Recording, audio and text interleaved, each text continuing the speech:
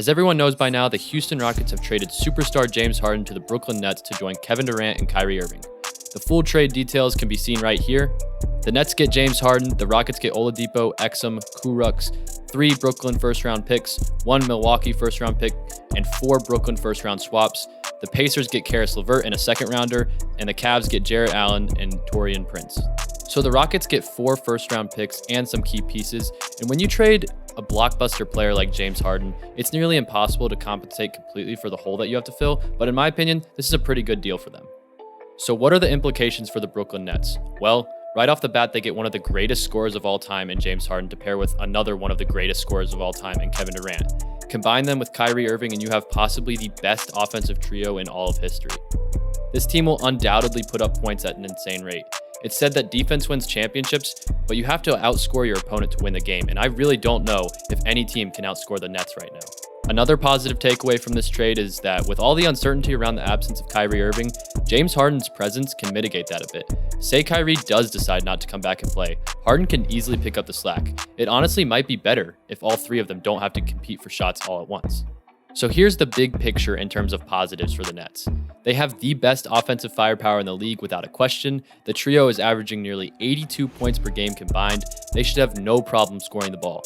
Kevin Durant and Harden have played together before, so it shouldn't take too long for them to mesh together again. So why am I concerned about Brooklyn? Well, team chemistry, usage, and depth. All 3 of Kevin Durant, Kyrie Irving, and James Harden have had their issues with team chemistry in the past. Now, the media definitely exaggerates it a bit, but the fact of the matter is they're all used to getting their way. What happens when something isn't going right and you have 3 of the biggest egos in basketball all butting heads? How does it get resolved?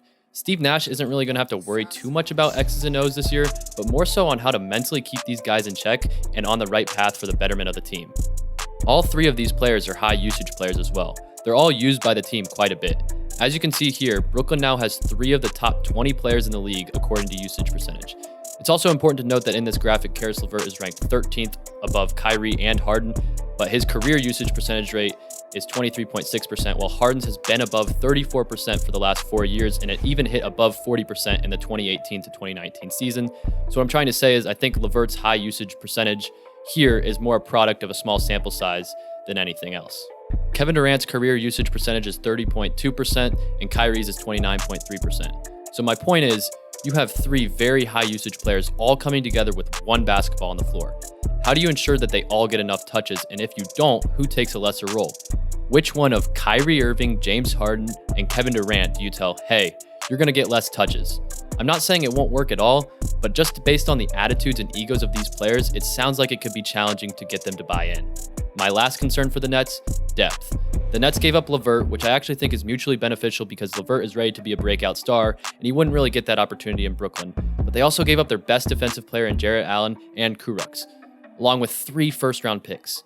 Kyrie and KD have shown glimpses of being able to play defense together this year, but without someone like Allen, how do you make up for that? The bottom line is, this is a blockbuster trade that I think brings a lot of excitement and attention to the NBA.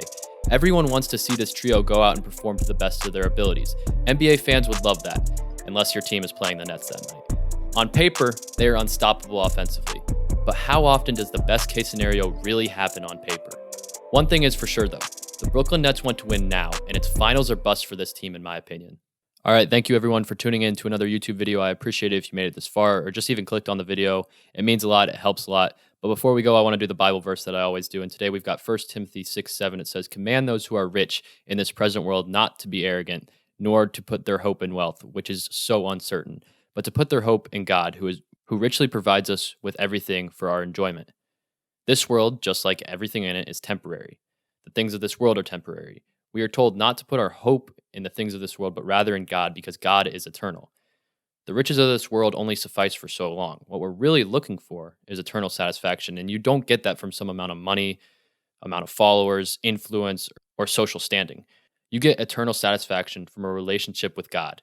So I encourage you, if you feel lost or down or anything like that, just send a prayer to God. He will answer you. Thanks for sticking around. I appreciate it if you made it this far, and God bless.